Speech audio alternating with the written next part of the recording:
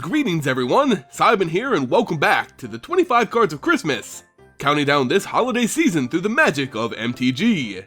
Seems like we have just a few more gifts left under the tree here. Let's open the one for today.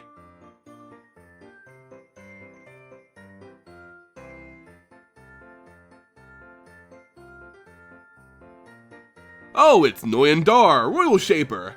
You've been pumping my land since the BFZ pre-release. I actually enjoy this card quite a bit, but what's the story behind this stormy merfolk?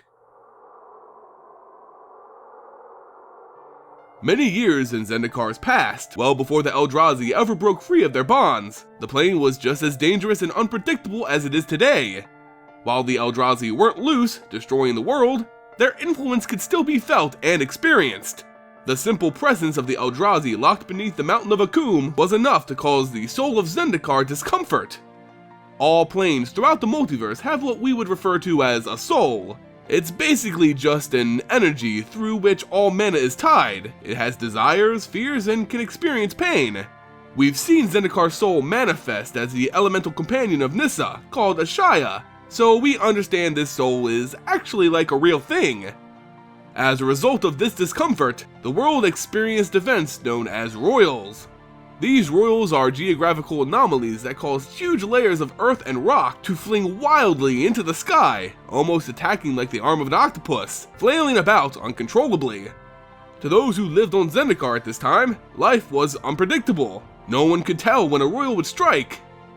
The merfolks native to Zendikar were the first to sense this disturbance in the land. The pulses caused by the rippling earth sent out shockwaves which echoed through the oceans, becoming easily picked up by this race.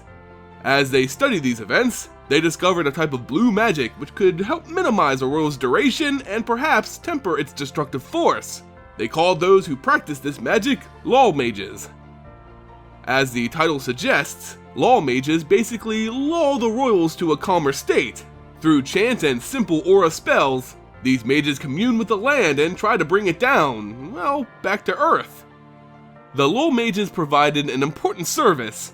No tradesman or caravan dared travel across the open plains of Zendikar without a merfolk in their company. But that all changed when an even greater destructive force appeared, the Eldrazi.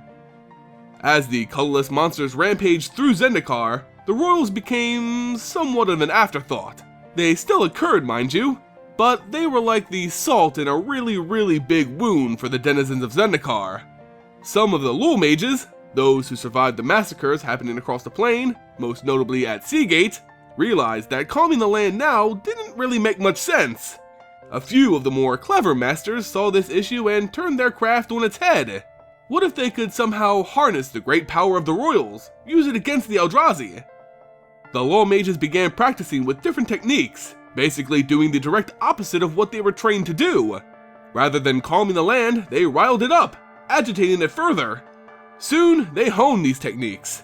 They're just as able to force a roil to appear as they are to set one to rest. They're now known as Roil Shapers.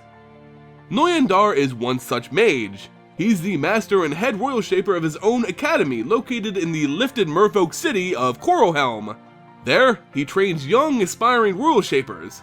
But he isn't very pleased with his most recent students.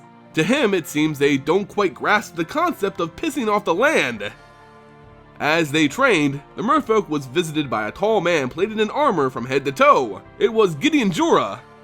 Gideon, who's forming an army to stand as Zendikar's last defense against the Eldrazi, had heard of these land whisperers and wanted to see their power for himself. Noyan Dar understood Gideon's type, brutish, strategic, a wonderful warrior, but not much of a scholar. The merfolk had to stop himself from displaying his anger a number of times when Gideon mistakenly referred to him and his students as elementalists. In truth, they were nothing of the sort. They didn't work with the elements, all they did was anger them. The land did the rest. Only problem was hoping you weren't caught in the crossfire. After a display of their magic, Gideon agreed that their powers were indeed impressive and could prove useful in the fight to come, the fight for Seagate. With Gideon's recommendation that he should bring his skills to Zendikar's last standing army, Noyan Dar and a number of his students set off to Skyrock, the army's camp. As the battle for Seagate began, Noyan Dar and his royal mages managed to shift the land to cause more favorable battle positions, disrupt the Eldrazi movements, and of course, smash them to bits under tons and tons of earth. Without a doubt, their involvement in the campaign cemented the Zendikari's victory at Seagate. So, Noyan Dar, you and your royal mages went from solving a problem to causing one, albeit with a guided purpose. Taking the temper tantrums of the land and using it against your enemies takes skill and power. So go ahead, roil yourself up my Christmas tree.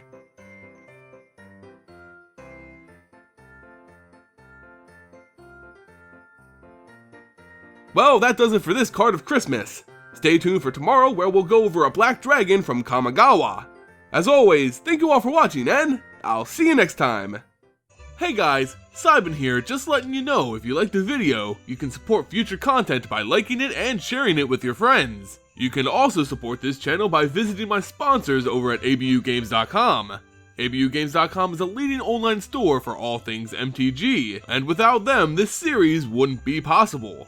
You may even consider following me on social media or becoming a patron on Patreon. Through those means, you can stay up to date with the channel along with gaining access to special events and giveaways. You can find those links in the description below. Regardless, I wish you all a happy and safe holiday season.